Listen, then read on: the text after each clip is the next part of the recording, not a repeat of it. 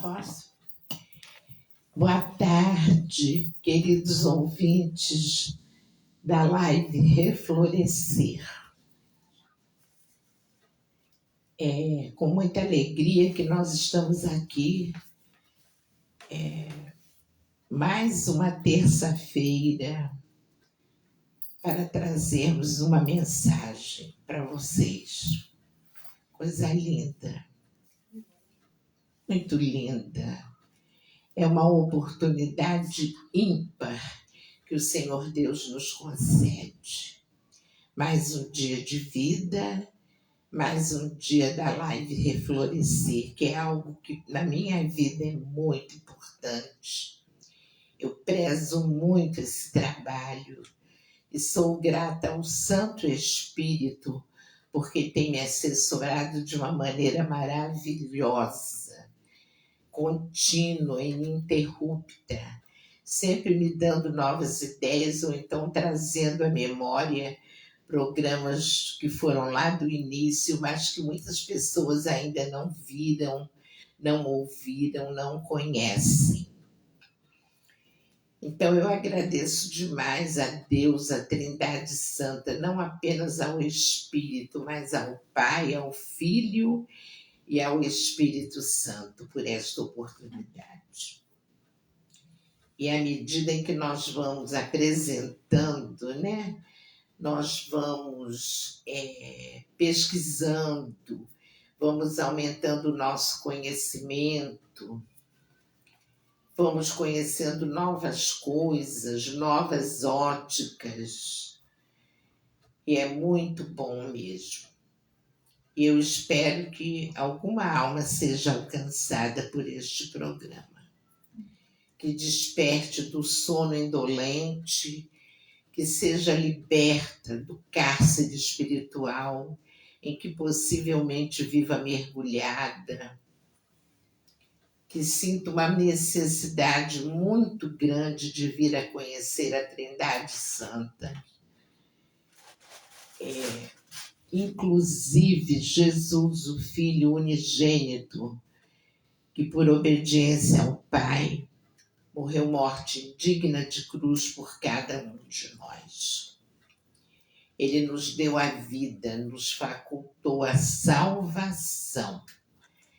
Isso é uma coisa que não tem preço. Quando você, caro ouvinte, caro amigo ou amiga, que ainda não conhece o Senhor Jesus, vier a conhecê-lo no espiritual profundo, que vocês sentirem que deram um toque nas vestes dele, como a mulher do fluxo de sangue deu aquele toque, e que imediatamente ficou curada da sua hemorragia. Quando vocês fizerem isso, vocês vão ver como vai ser lindo caminhar com Jesus. Caminhar com Jesus é uma coisa maravilhosa. Caminhar com Jesus são novas perspectivas de vida. É a libertação da depressão, da tristeza, da melancolia. É libertação de tudo que é mal na nossa vida. Nós sabemos que há sempre uma luta na vida de cada ser humano. Sejam cristãos ou não, as lutas vêm.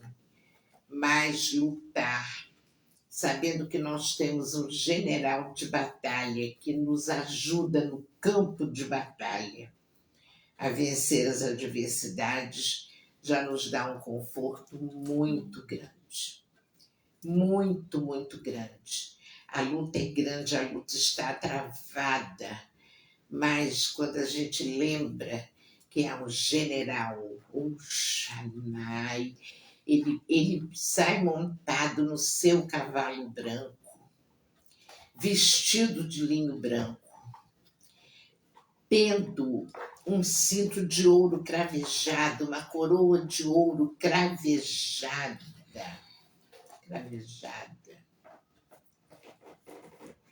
sapatos de fogo,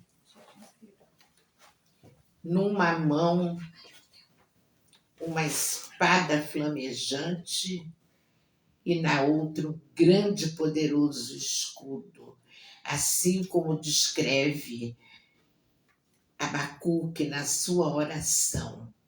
Ele sai para salvar os seus ungidos. E é uma coisa linda.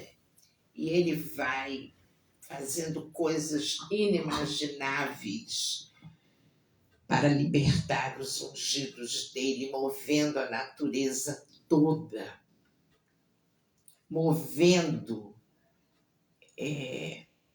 tecendo, digamos assim, ações em nosso favor. Em nosso favor, porquanto ele é o grande socorro bem presente na hora da tribulação.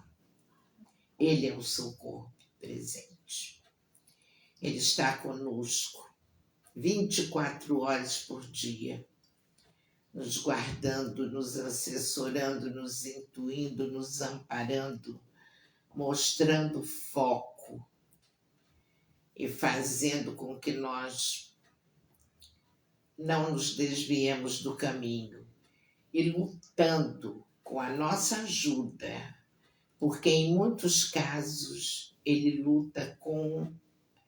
precisa da nossa ajuda, nós, servos dele, filhos, amigos, através das nossas intercessões para a libertação daqueles que ainda estão cativos, espiritualmente falando. É uma coisa muito linda. A espiritualidade é um mistério que a gente às vezes tenta decifrar, mas não vai conseguir decifrar.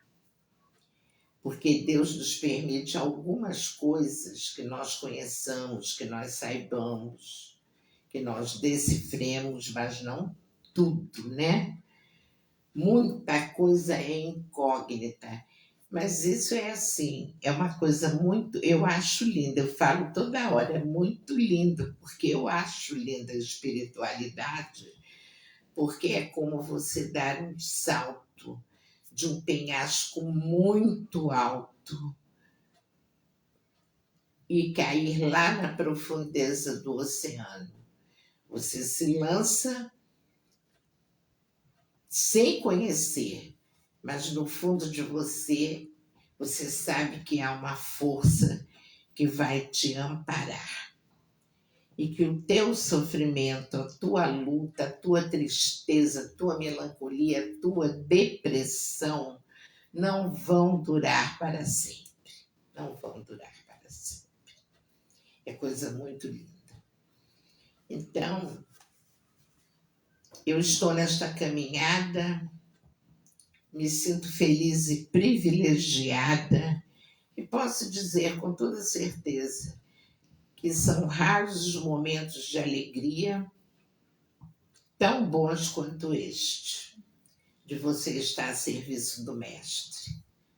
Os outros passam tão rápido, uma festa que você vá ou uma festa que você faça, uma confraternização em família com pessoas amigas. Nossa, passa tão rápido, você fala, poxa, ontem eu estava numa festa. Nossa, passou tão depressa, a noite veio, você dormiu, já é outro dia, a festa passou. Mas os ensinamentos do Pai, esses perduram, esses ficam. E quando nós aprendemos a amá-lo, quando nós aprendemos a amar a sua palavra, como é bom, porque aquilo fica enraizado em nós. E nós sentimos falta.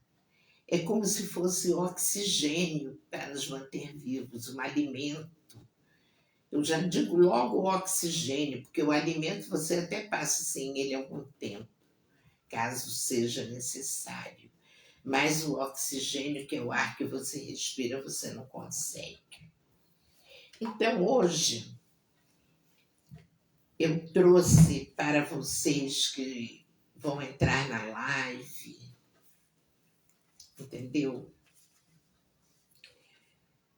3 anos, a live completou 3 anos no dia 5 de agosto desse mês. Então, este foi o segundo programa. E eu estava revendo meus escritos, minhas pastas, que eu coloco tudo numas pastas, tudo arrumadinho, tudo organizadinho. Então, eu achei o segundo programa, que foi ao ar no dia 18 de agosto de 2020, intitulado Tudo Vale a Pena se a Alma Não É Pequena. Este verso é uma linha de um poema. O poema é todo. Cada linha do poema é um verso. É do autor português Fernando Pessoa. Um dos maiores expoentes da literatura, não apenas de Portugal, do modernismo de Portugal, mas do mundo inteiro. Ele é conhecido no planeta, no mundo. Ele teve os livros traduzidos para vários idiomas. Várias nações traduziram os livros de Pessoa. Então, esse é um verso sobejamente conhecido: tudo vale a pena se a alma não é pequena. Então, ele escreveu coisas maravilhosas, coisas incríveis. E eu resolvi por bem analisar esse verso, né? Num simples verso, ele sintetizou um mundo de conceitos. Quando nós vamos pensar bem, parece uma coisa tão insignificante, mas esse verso contém nele, tudo vale a pena se a alma não é pequena, um mundo de conceitos. Eu coloquei assim: como professora de literatura que sou, já fiz menção desses versos aos meus alunos, mas nunca me detive sobre eles com um olhar mais aprofundado. Não. A gente analisava en passant com os alunos, ou seja, de uma maneira mais rápida. Agora que me é dado oferecer aos meus ouvintes algo interessante a cada semana, me veio à mente esmiuçar o que Fernando Pessoa quis nos passar quando os escreveu. Achei um pouco complexo querer me aproximar do pensamento do poeta. Realmente, é algo um pouco complexo e um tanto ousado, porque nós emitimos opiniões, mas nem de longe a gente sabe o que o poeta quis dizer. Muitas vezes a gente diz: eu acho que ele quis dizer isso, eu acho que ele quis dizer aquilo. E se ele não está presente para ou confirmar ou desmentir o que nós estamos falando, a gente fica sem saber realmente o que ele quis dizer quando escreveu aquilo. Mas numa breve análise, num breve estudo, a gente ousa traduzir o que a gente acha que ele pensou quando escreveu aquilo, que ele quis dizer, digamos assim. Por isso é que eu escrevi: achei um pouco complexo querer me aproximar do pensamento do poeta. Talvez aquilo que eu tenha captado nem de longe se aproxime do que o poeta pensou ou sentiu quando escreveu esses versos. Mas é assim mesmo. Nosso cérebro é uma caixa de ideias. E eu queria falar para vocês, meus queridos ouvintes, irmãos, amigos dessa live, que esse verso me faz pensar no conceito bíblico de fé, que está em Hebreus 11:1. O livro de Hebreus, capítulo 11, versículo 1, diz assim: Ora, a fé é o firme fundamento das coisas que se esperam e a prova das coisas que se não veem, ou seja, a gente não enxerga. E eu costumo dizer que a fé, ela faz com que nós pensemos no abstrato, porque o concreto é tudo que é palpável, né? É tudo que você vê, que você toca, que você enxerga, toca, vê o que aquilo é, do que é feito, qual o material com que foram feitas essas flores. Isso é o abstrato. Eu vejo uma toalha branca, eu vejo um copo com água. Agora, o abstrato não. O abstrato ele envolve muito os sentimentos, aquilo que nós sentimos. Por exemplo, você sentir saudade é algo abstrato. Por quê? Porque só você sabe dimensionar o tamanho da saudade que você sente de alguém ou de alguma coisa. É isso? Mas ninguém. O outro não pode dizer, nossa, a saudade é tão pequenininha ou tão grande. Não tem essa capacidade, porque é algo abstrato. E o amor, muito menos o amor. Nós sabemos que há N formas de amor, mas não podemos dimensionar o tamanho do amor, a cor do amor, nada disso. Podemos sim ver os resultados do amor nos nossos corações. Então, tudo vale a pena. Se a alma não é pequena, me fez lembrar dessa questão da fé.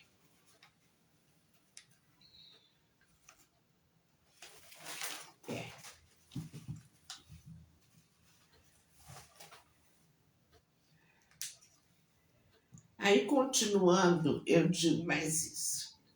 Sei que se for pesquisar, encontrarei conceitos a respeito desses versos. No entanto, eu estou buscando os meus próprios conceitos.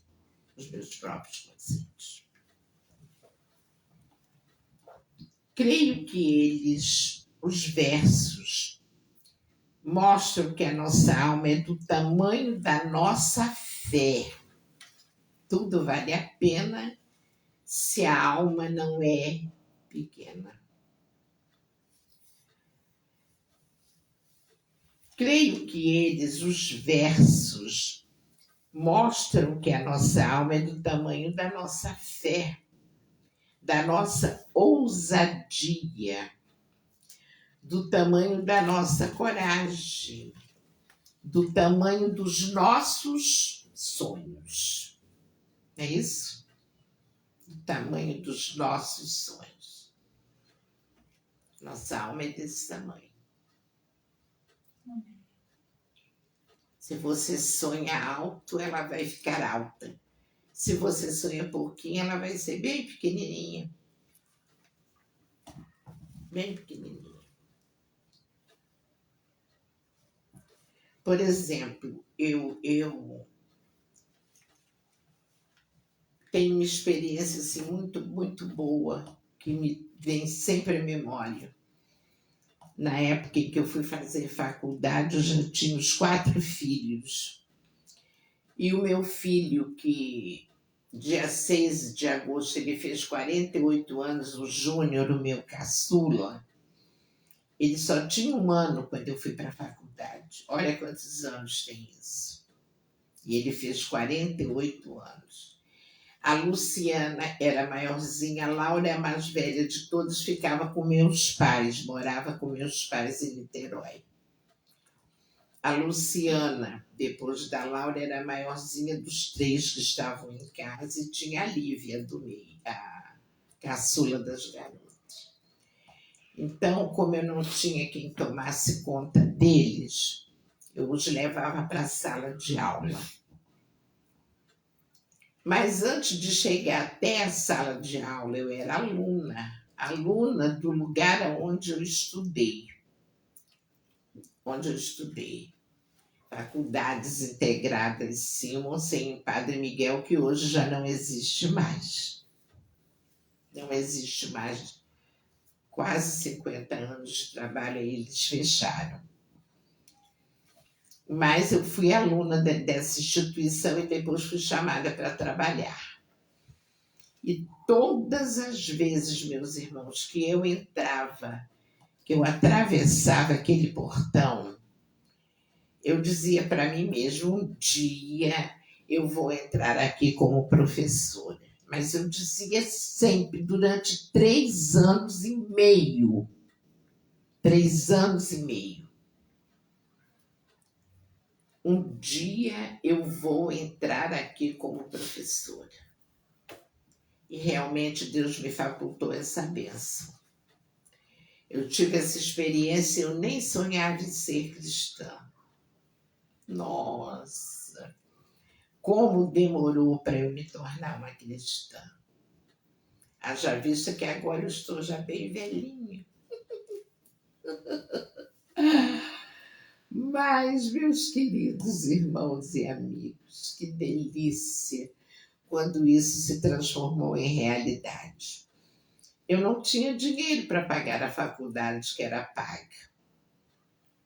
Então, eu recebia a anuidade, a Caixa Econômica pagava direto para a instituição, e o que eles chamavam bolsa de manutenção, que era para comprar livros, cadernos, material. Eu recebia, mas era uma época de vacas magras, aquilo ia tudo para casa, para as crianças. E eu vivia nas bibliotecas, pesquisando nos livros das bibliotecas. Não comprava um livro para mim. Meus queridos, mas quanta aprendizagem eu tive. Ainda mais eles iam comigo para a sala de aula, o menino num carrinho, e eu ficava escrevendo, copiando do quadro, participando das palestras e balançando o carrinho com o pé. Balançando o carrinho. E as outras duas sentavam nas últimas carteiras e ficavam desenhando, brincando, mas bem comportadas, que nunca foram chamadas a atenção assim, que estavam atrapalhando nada. Então, a minha alma naquele tempo foi bem grande, ela cresceu bastante. Ela não foi pequena, mas às vezes a nossa alma fica abatida. E aí a gente tem que esperar passar aquele abatimento, né? Então eu vou ler aqui de novo. Creio que eles, os versos, mostram que a nossa alma é do tamanho da nossa fé, da nossa ousadia, do tamanho da nossa coragem, do tamanho dos nossos sonhos. Eles nos mostram que para atingirmos alvos mais elevados, temos que nos esvaziar de qualquer tipo de medo. O medo passa a ser um conjunto vazio, ou seja, ele não existe. Um conjunto vazio é um conjunto que não tem nada dentro. É um componente da matemática, né? Conjunto vazio. É algo que não tem nada dentro. Esse medo que nós temos do novo, porque nós temos medo do novo. Temos muito medo do novo, temos muito medo daquilo que a gente não conhece. quando a gente começa a pisar num terreno que a gente, pelo qual a gente nunca passou, onde a gente nunca colocou a planta dos nossos pés, a gente sente medo. Medo porque a gente não sabe o que nos espera ali. Não sabe. Mas nós temos que lutar. Nós temos que extirpar do nosso coração, cortar com raiz e tudo, qualquer tipo de medo. O medo passa a ser um conjunto vazio, ou seja, ele não existe. Quando o ser humano chega a esse estágio de confiança em si mesmo, e essa confiança o domina por inteiro, ele vai ver tudo à sua volta com otimismo. Ele vai enxergar as possibilidades. Ele vai ousar fazer projetos que antes pareciam inacessíveis. Mas o ser humano só vai, como que eu vou dizer, chegar a esse estágio, vencer o medo. Aliás, ele só vai chegar ao estágio do otimismo, da confiança, da ousadia, de confiar no futuro e partir para dentro de uma situação nova, quando ele extirpar o medo do seu coração. Porque, na verdade, o medo é um sentimento terrível. Ele nos paralisa. O medo nos paralisa. Nos paralisa. Detalhe. Vai partir corajosamente para atingir o alvo desejado. E mesmo que não atinja, mesmo que não consiga, naquele momento, não desistirá. A ausência do medo em nós nos dá uma coragem muito grande. O medo nos paralisa, a coragem nos mobiliza, nos faz ir para frente, para cima, para o alto, para alcançar o alvo. E não, mesmo que aquilo não aconteça naquele momento em que nós tanto desejamos que aconteça, mesmo que aquilo não se torne uma realidade naquele momento, a pessoa não vai desistir dos seus objetivos, vai estar tão firme nas suas convicções que vai em frente. Não desiste, vai partir para o alvo. Blá, blá, blá, blá. Vocês estão entendendo, meus queridos irmãos? Estão entendendo? Não importa se ele é uma pessoa abastada ou não. Vocês sabem que abastada é uma pessoa de posses, né? Não importa. Posses não tem nada a ver com coragem. Não tem. Temos N exemplo de pessoas que vieram do nada e construíram tudo simplesmente porque sua alma não era pequena.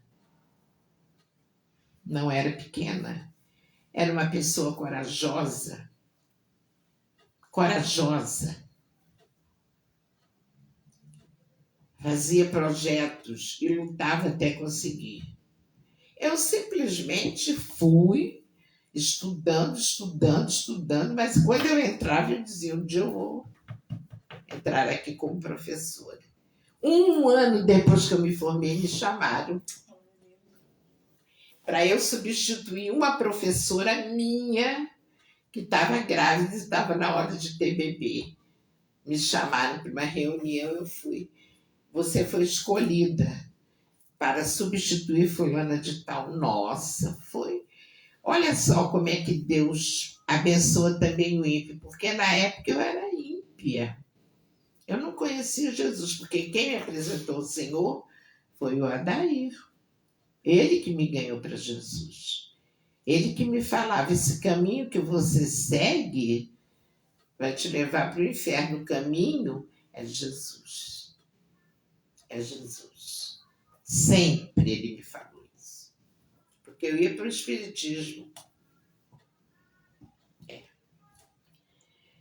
Então, nós temos N exemplos de pessoas que vieram do nada e construíram tudo, simplesmente porque sua alma não era pequena. Não era pequena. E a gente fica se perguntando por que muitas vezes o ímpio consegue, né? Às vezes as pessoas questionam. Mas lá no Salmo 73 de Asaf está tudo explicado lá no Salmo 73. Qualquer hora dessa a gente vai fazer um estudo sobre esse salmo. Artistas, cantores, escritores, como um contemporâneo de pessoa, que é José Saramago, que eu falei nele ainda há pouco, que é um papa. Eles já morreram, todos esses já morreram.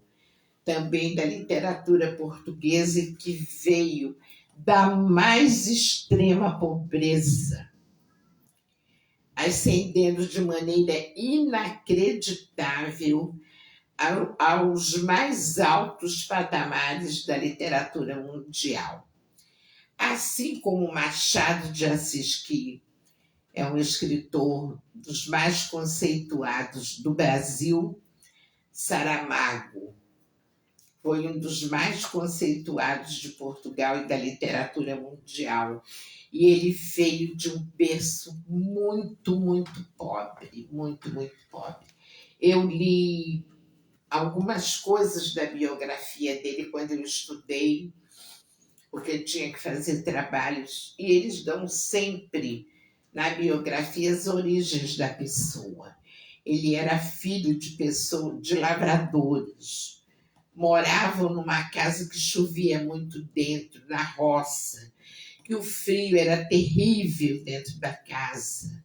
Não andavam descalços porque não tinham sapatos. Dá para crer, Xanai, que esse homem se tornou um dos maiores escritores da literatura mundial? Não dá.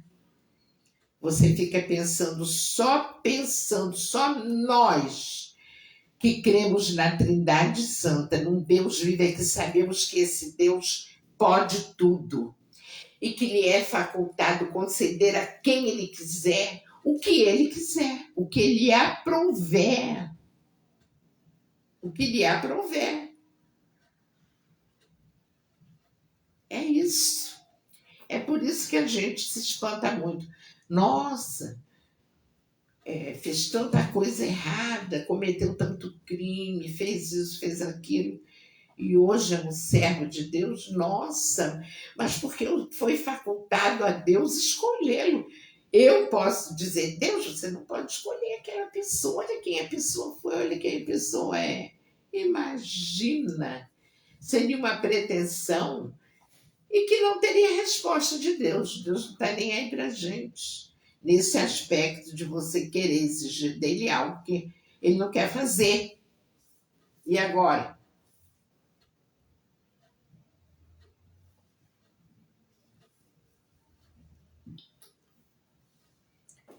Tudo isso é muito lindo.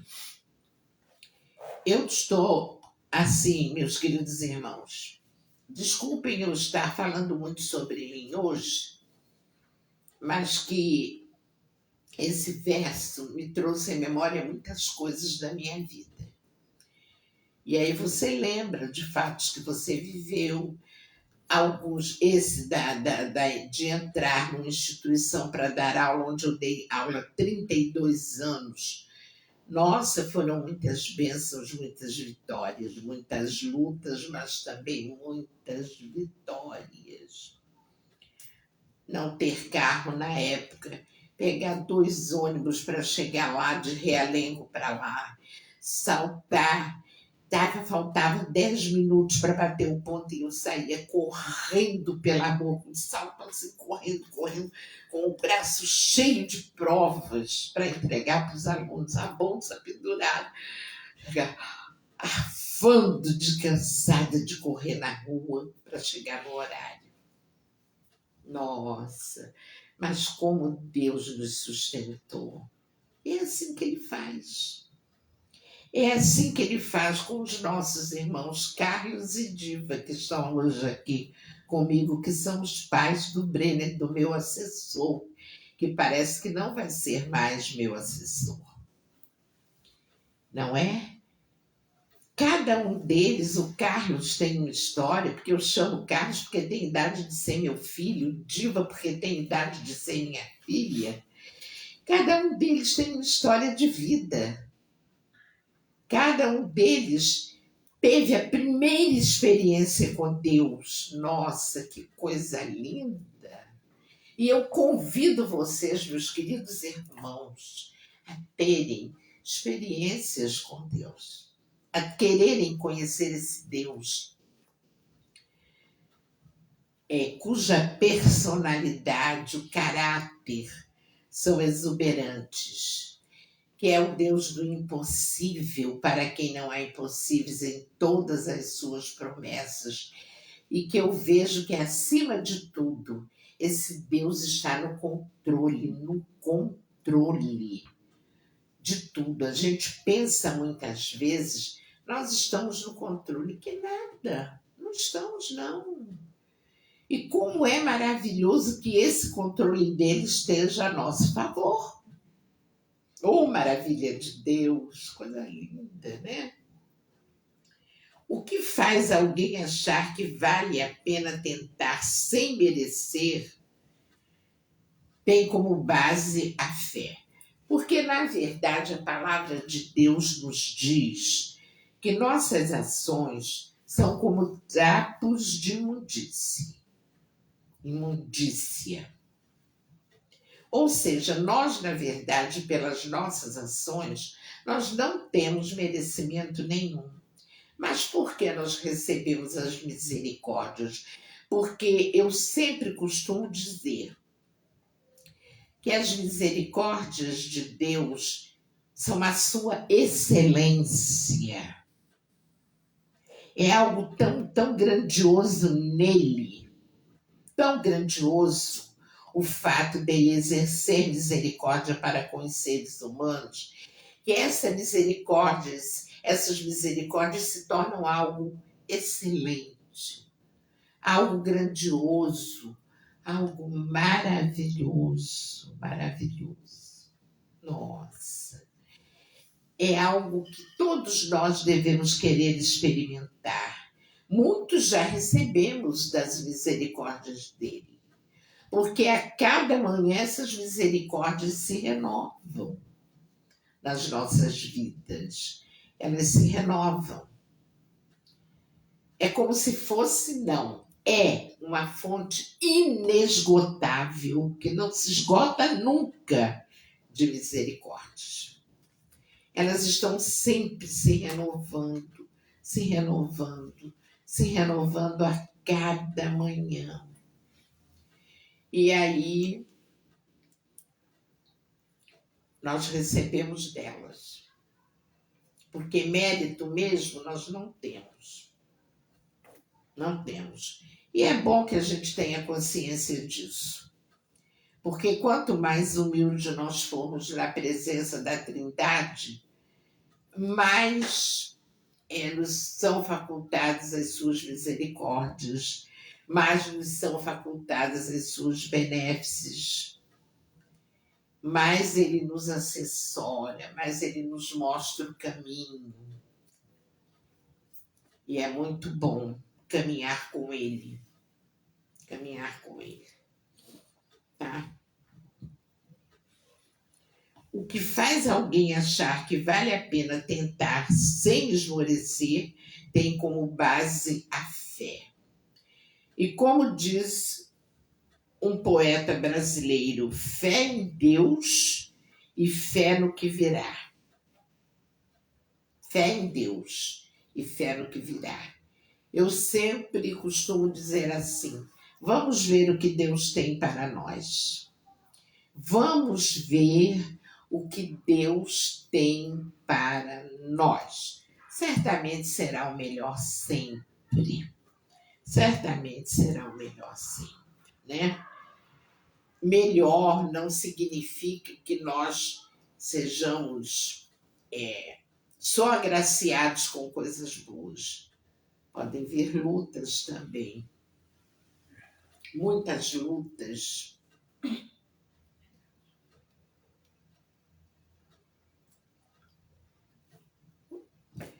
Pode vir lutas também. Mas as lutas, elas estão nos preparando para algo muito maior lá na frente. As provas, as dificuldades, desculpem, elas estão nos preparando para algo muito maior lá na frente. É como se elas estivessem nos cimentando o nosso eu. Nos passando assim uma boa pá de massa, uma massa boa, e o pastor Carlos entende bem disso na sua profissão. Meus irmãos, me dão licença. Preciso tomar meu remedinho antialérgico, porque senão não vou mais parar de tossir.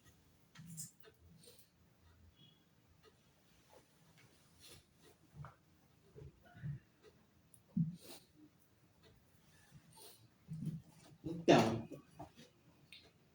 não nos surpreendamos com as lutas, não nos surpreendamos. Não nos surpreendamos com as dificuldades, com os ataques do inimigo às nossas vidas. Por quê? Porque simplesmente Deus consente, Ele permite, para que lá na frente Ele coloque algo de muito grande, de muito grandioso nas nossas mãos. E para que nós aprendamos a fazer as coisas que Ele quer com perfeição, nós precisamos, entrar num processo de aprendizagem. Porque ninguém chega à perfeição se não for por uma aprendizagem. E aqui eu coloquei... Ai, gente, nossa, a coisa agora pegou.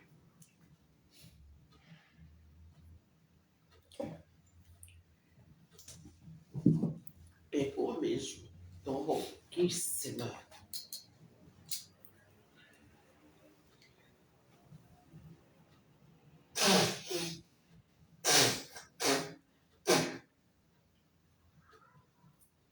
Eu sei que isso não é bom, né? Depois um pouco, né? Mas o que eu posso dizer?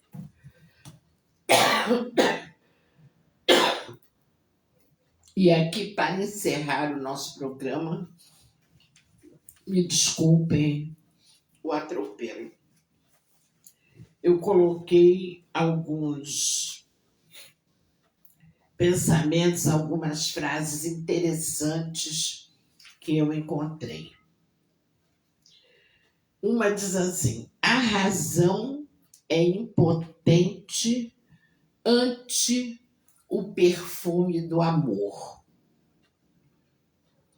Ou seja, o amor é tudo, né? O amor é tudo. Só o amor justificou a morte de Jesus na cruz. Só o amor pela humanidade. Então, em tudo, nós devemos colocar uma pitada de amor. Se a razão é impotente, ou seja, ela não tem com argumentos diante do amor, diante do perfume do amor. Outra, hei de florescer onde Deus me colocar. Eu amo essa frase.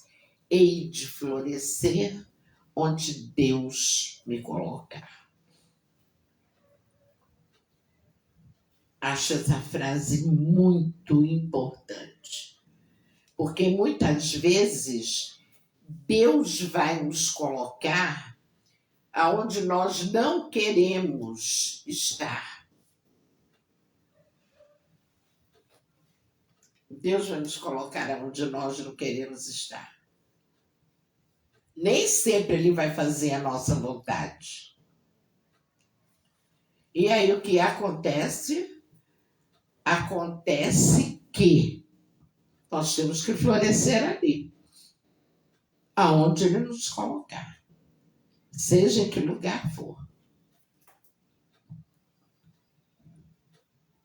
Mais uma sobre o amor. O antídoto das dores é o amor. Ou seja, antídoto é o remédio contra qualquer tipo de veneno.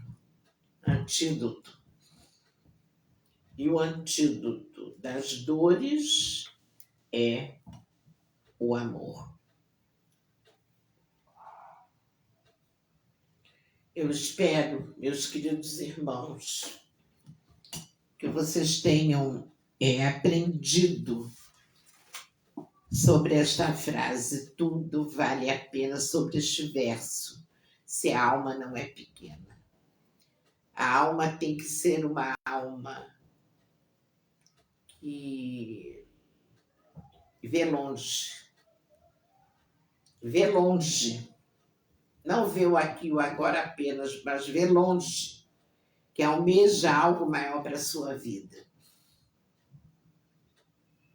Certamente, se a pessoa que vê longe, que almeja algo maior para a sua vida, persistir nesse pensamento, nesse propósito, ela vai chegar aonde ela almeja chegar. Vai chegar aonde ela almeja chegar. Ou então vai concordar com a vontade de Deus. Hei de florescer onde Deus me colocar. Muito lindo isso. Estamos encerrando já a nossa live. Deu bem tempo de explanar direitinho, só peço desculpas pelo atropelo da tosse, etc. Mas eu agradeço muito a todos vocês, ao casal que veio para me assessorar, né? Muito obrigada, disponibilizaram do seu tempo para virem aqui me ajudar. E também agradeço a todos que entraram e espero que tenham entendido bem o assunto. Desejo-lhes um restante de semana, porque ainda falta uma semana quase inteira, né, para chegar na outra. Desejo-lhes um restante de semana na paz, na tranquilidade, na harmonia, meditando sobre o que é tudo vale a pena se a alma não é pequena. E que sejam muito felizes, viu? Na presença do Senhor, na presença da Trindade Santa. Deus Pai, Deus Filho e o Deus Espírito Santo. Um grande beijo para todos e o meu muito obrigada em nome de Jesus.